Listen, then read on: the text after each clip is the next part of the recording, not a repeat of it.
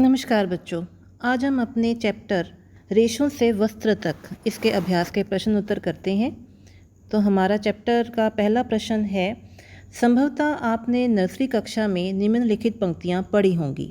पहली पंक्ति ये हमें क्या बता रहे हैं, baa black sheep have you any wool. और दूसरी पंक्ति हमें बता रहे हैं, Mary had a little lamb whose fleece was white as snow.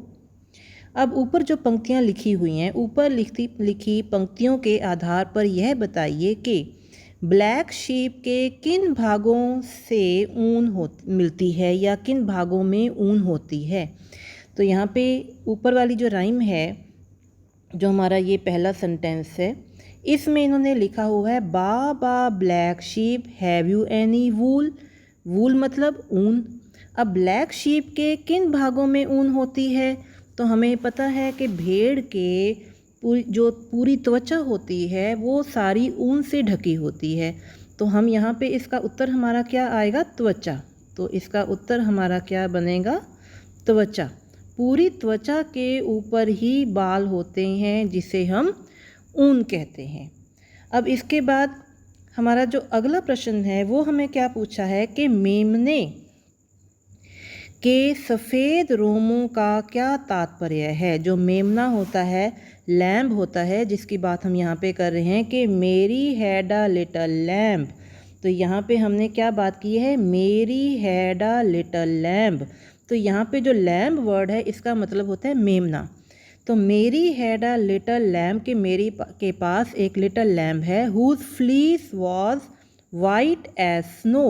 Whose fleece, fleece हम किसे कहते हैं, शेव करने के बाद जो शेव उतरती है हम उसे क्या कहते हैं, फ्लीस। जो शेव उतरती है, जो नाई के यहाँ पे शेव करवाने के लिए जाते हैं, बैटर पता होगा, तो जो फ्लीस होती है कि शेव के बाद जो शेव उतरती है हम उसे क्या बोलते हैं, फ्लीस। और जो मैरी है उसके पास जो मेमना है छोटा सा, उसकी जो फ्लीस है वॉज वाइट, इतनी सफ़ेद है जैसे कि एज स्नो, जैसे बर्फ़ होती है। तो इसका मतलब ये हुआ कि यहाँ पे मेमने के सफ़ेद रोमों के बारे में बात हो रही है। तो यहाँ पे वो जो रोम है वो क्या है, त्वचा के बाल। तो यहाँ पे हम इसका उत्तर जो है ये हमारा क्या बनेगा, त्वचा के बाल। मेमने के जो सफ़ेद रोमों की बात हो रही है वो क्या है, त्वचा के बाल। तो ये था हमारा पहला प्रश्न। अब हम आते हैं अपने अगले प्रश्न पर। अगला प्रश्न हमारा क्या कहता है, देखिए, रेशम कीट कैटरपिलर है या लार्वा है। दोनों में से सही विकल्प आपका कौन सा बनेगा। रेशम कीट कैटरपिलर को बोलते हैं या लार्वा को बोलते हैं। अब कैटरपिलर और लार्वा में क्या अंतर है, देखिए, इंग्लिश में अगर हम रेशम कीट को कहते हैं तो वो होता है कैटरपिलर, और कैटरपिलर को हिंदी में क्या कहा जाता है, लार्वा। तो इसका मतलब जो रेशम कीट है वो कैटरपिलर भी है और लार्वा भी है, इसलिए इसका ऑप्शन हमारा कौन सा सही बनेगा, ग भाग। तो कीट, जो रेशम कीट है उसको हम कैटरपिलर भी बोलते हैं। अगर इंग्लिश में बोलेंगे तो कैटरपिलर बोलेंगे, हिंदी में बोलेंगे तो लार्वा बोलेंगे, इसलिए इस क्वेश्चन का कौन सा भाग सही है, हमारा ग भाग हमारा सही है। अब इसके बाद हमारा अगला प्रश्न। अगला प्रश्न क्या है, निम्नलिखित में से किस से ऊन प्राप्त नहीं होती। अब याक से ऊन प्राप्त होती है क्योंकि पहाड़ी इलाकों में याक को पाला जाता है ऊँट के लिए, और ऊँट से भी हमें ऊन प्राप्त होती है। जो राजस्थान का एरिया है, बीकानेर, जोधपुर, यहाँ ऊँट से ऊन उतारी जाती है। बकरी, जो शमीना बकरी आती है पहाड़ी इलाकों में, जहाँ पे आप ये जम्मू कश्मीर का इलाका जो है, लेह लद्दाख वाला जो इलाका है, वहाँ पे बकरियों को ऊन के लिए पाला जाता है। और चौथा है घने बालों वाला कुत्ता। अब कुत्ते के बाल जितने मर्जी घने हों उसका यूज़ हम ऊन के लिए नहीं करते हैं। तो इसका मतलब इस ऑप्शन का, जो इस प्रश्न का ऑप्शन है वो कौन सा है, घने बालों वाला कुत्ता, कि इससे हमें ऊन नहीं मिलती है। याक भी ऊन के लिए पाला जाता है, ऊँट भी ऊन के लिए पाला जाता है, और बकरी भी ऊँट के लिए पाली जाती है। लेकिन सिर्फ कुत्ते के जितने मर्जी घने बाल हों वो ऊन के लिए प्रयोग में नहीं लाए जाते। अब हम चलते हैं अपने अगले प्रश्न पर। अगला प्रश्न हमारा क्या कहता है कि निम्नलिखित शब्दों का अर्थ क्या है। अब देखिए कुछ शब्द उन्होंने दिए हैं और उनके अर्थ हमसे पूछे हैं। पहला शब्द है पालन। पालन हम किसे कहते हैं? देखिए जैसे हम गाय भैंसे पालते हैं, किस लिए पालते हैं? ताकि हमें उनसे दूध मिले। मुर्गी पालते हैं, किस लिए पालते हैं? ताकि हमें अंडे मिलें। भेड़ें पालते हैं, क्यों पालते हैं? क्योंकि हमें उनसे ऊन चाहिए। बकरी पाली जाती है, क्यों पाली जाती है? क्योंकि बकरी से हमें दूध मिलता है। उसी तरह से ऊँट पाले जाते हैं, वो भी ऊन के लिए। गधे पाले जाते हैं भार ढुलाई के लिए। घोड़े पाले जाते हैं अपने ये टांगे वगैरह बनाने के लिए या दौड़ के लिए। तो कई चीज़ों के लिए हम कुछ जानवरों को पालते हैं। मधुमक्खियाँ पाली जाती हैं शहद के लिए। रेशम के कीड़े पाले जाते हैं रेशम प्राप्त करने के लिए। तो ये इस तरह से जब हम दूसरे जानवरों को अपना लाभ पाने के लिए पालते हैं उसे हम क्या कहते हैं? पालन कहते हैं। तो पालन क्या होता है? जब हम पशुओं को उनसे लाभ प्राप्त करने के लिए पालते हैं उसे पालन कहते हैं। तो अगला जो है वो है ऊन कटाई। अब ऊन कटाई क्या होती है? भेड़ के त्वचा से जब बाल उतारे जाते हैं उसे हम क्या कहते हैं? ऊन की कटाई कहते हैं। और ऊन की कटाई बिल्कुल वैसे ही होती है जैसे नाई के पास जब कोई शेव कराने के लिए जाता है तो जिस उपकरण से वो शेव करते हैं उसी उपकरण से भेड़ के बालों से ऊन उतारी जाती है, थोड़ी थोड़ी त्वचा के साथ उतारी जाती है। तो इसे हम क्या कहते हैं? ऊन कटाई कहते हैं। अगला भाग हमारा आता है रेशम कीट पालन। अब रेशम कीट पालन क्या होता है? रेशम के कीड़ों को पालना। किसके लिए? ताकि हमें उनसे रेशम प्राप्त हो सके।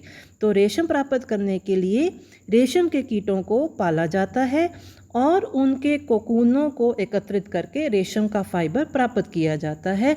तो रेशम प्राप्त करने के लिए जब हम रेशम के कीड़ों को पालते हैं हम उसे क्या कहते हैं? रेशम कीट पालन बोलते हैं। अब अगला प्रश्न आता है कि ऊन के संसाधन के विभिन्न चरणों के क्रम में कुछ चरण नीचे दिए गए हैं, शेष चरणों को उनके सही क्रम में लिखिए। अब सबसे पहला भाग इन्होंने क्या दिया है? इन्होंने कहा है कि सबसे पहले हम क्या करते हैं? ऊन की कटाई करते हैं। ठीक है कि भेड़ है, भेड़ से उसके बाल जो हैं वो उतारे जाते हैं। तो पहला काम क्या आता है? ऊन की कटाई। अब ऊन की कटाई के बाद हम क्या करते हैं? क्योंकि भेड़ से जब ऊन उतारते हैं तब क्या होता है? वो काफ़ी मैली कुचैली होती है, धूल मिट्टी से भरी होती है। तो इसलिए हम उसके बाद उसकी क्या करते हैं? धुलाई करते हैं।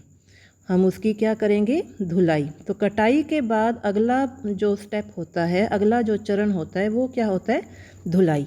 धुलाई के बाद छंटाई होती है। छंटाई कैसे? क्योंकि हर भेड़ के बाल एक जैसे तो होते नहीं। जैसे हम अपने में भी देखते हैं, किसी के बाल करली होते हैं, किसी के बाल सिल्की होते हैं, किसी के बाल रफ़ होते हैं, किसी के बाल सीधे होते हैं।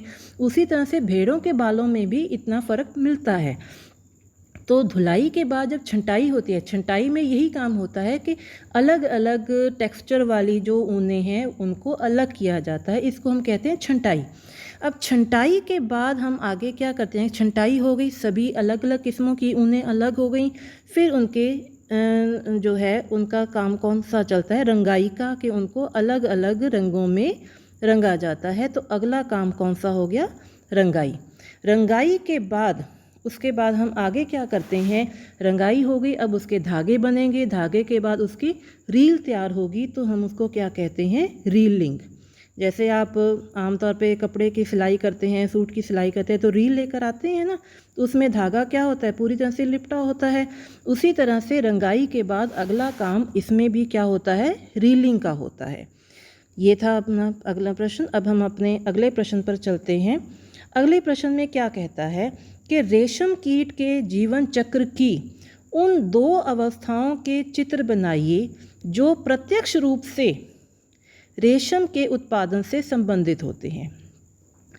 अब रेशम के कीड़े में उसके पूरे जीवन चक्र में ऐसी कौन सी अवस्थाएं आती हैं जहाँ से हमें रेशम का फाइबर जो है या रेशम का तंतु जो है वो हमें मिलता है। आपने पीछे देखा था, एक हमारा जो क्वेश्चन आया था उसमें था कि रेशम कीट को कैटरपिलर कहते हैं या लार्वा कहते हैं। तो रेशम कीट को लार्वा कहते हैं। तो लार्वा भी एक ऐसी स्टेज हो गई जिसमें से हमें प्रत्यक्ष रूप से, क्योंकि उसी को ही रेशम कीट कहा जाता है, कि एक होता है नर रेशम का कीड़ा, एक होता है मादा। अब वो जब अंडे देते हैं तब अंडे में से जो लार्वा निकलता है हम उसे क्या कहते हैं, रेशम कीट कहते हैं, क्योंकि वही लार्वा जो होता है वो अपने मुंह में से धागा निकालना शुरू करता है। वही कैटरपिलर जो होता है या वही लार्वा जो होता है वो शहतूत के पत्ते खाता है और फिर बाद में पूरी तरह से जब वो पत्ते खा बैठता है फिर आराम से बैठ जाता है और अपने मुंह में से धागा निकालना शुरू कर देता है। और धागा निकालता है, ऐसे निकालता है कि वो धागा उसके चारों ओर लिपटता जाता है। और जब पूरी तरह से धागा कीड़े के चारों तरफ लिपट जाता है इसको हम क्या कहते हैं, कोकून कहते हैं। तो इसका मतलब ये हुआ कि रेशम कीट के जो जीवन चक्र है उसमें ऐसी दो अवस्थाएं जिनका प्रत्यक्ष रूप से रेशम प्राप्त करने के साथ संबंध है वो कौन सी हैं। एक तो रेशम कीट जिसको हम कैटरपिलर या लार्वा भी बोलते हैं, जो पत्ते खाता है, पत्ते खाने के बाद अपने मुंह में से धागा निकालता है। और फिर उसके बाद दूसरा आता है कोकून। कोकून हम किसे कहते हैं, जब रेशम का कीट अपने चारों ओर जब धागा निकालता है तो वो धागा चारों ओर उसके लिपटता जाता है। तो इस वजह से उसके लिपटने के कारण एक रुई सा, एक गेंद सी बन जाती है जिसको हम कोकून कहते हैं। यहाँ पे इसके चित्र हैं वो देखिए। ये ऊपर वाला जो चित्र है ये तो है कैटरपिलर का जिसको हम लार्वा बोलते हैं, और नीचे वाला है कोकून का। कोकून में ये बीच में से ऐसे दिखा रखा हुआ है कि ये जो कीड़ा है ये बीच में है और ये इस पार जो बाहर वाला जो धागा है वो इसके चारों ओर लिपटा होता है एक्चुअल में। तो आपने ये दो डायग्राम बनाने हैं, एक रेशम कीट का और एक कोकून का। अब इसके बाद हमारा अगला प्रश्न, निम्नलिखित में से कौन से दो शब्द रेशम उत्पादन से संबंधित हैं। अब रेशम उत्पादन से संबंधित कौन से दो शब्द हैं। एक तो पहला ही हमें दिखाई दे गया, रेशम कीट पालना। पहला जो है वो क्या है, रेशम कीट पालना। उसके बाद है पुष्प कृषि। पुष्प कृषि क्या होती है, फूलों की खेती। तो फूलों की खेती का रेशम कीट से कोई लेना देना नहीं है। उसके बाद है शहतूत कृषि। तो शहतूत वो पौधा है जिसे रेशम का कीड़ा खाता है, जिसे कैटरपिलर या लार्वा जो भी हम कहते हैं वो उस शहतूत के पत्तों को खाता है। तो शहतूत कृषि जो है वो भी डायरेक्टली किससे रिलेटेड है, रेशम उत्पादन से रिलेटेड है। तो हमारी कौन से दो शब्द ऐसे हैं जो रेशम उत्पादन से संबंधित है। एक तो रेशम कीट पालन और दूसरा कौन सा है, शहतूत कृषि। तो कौन सा आपका बनेगा, दो शब्द हमने ढूंढ लिए, एक है रेशम कीट पालन और दूसरा है शहतूत कृषि। चलिए हम अब अपने अगले प्रश्न पर चलते हैं। अगला प्रश्न है कॉलम ए और कॉलम बी को मिलान करना। सबसे पहला वर्ड आता है अभिमार्जन।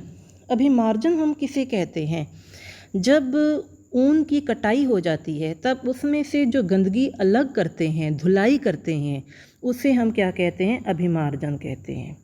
तो काटी गई ऊन की सफाई, इसे हम क्या कहेंगे, अभिमार्जन कहेंगे। फिर आता है आगे शहतूत की पत्तियाँ। शहतूत की पत्तियाँ क्या हैं, रेशम कीट का भोजन है। फिर है याक। याक कौन सा है, क्या है, ऊन देने वाला जंतु। फिर है कोकून। कोकून क्या होता है, रेशम फाइबर उत्पन्न करता है। ये क्या करता है, रेशम फाइबर उत्पन्न करता है। तो ये थे हमारे इस चैप्टर के अभ्यास के प्रश्न उत्तर। तो ये हमारे पूरे हो गए हैं। इन प्रश्नों को आपने अपनी कॉपी के ऊपर लिखना है।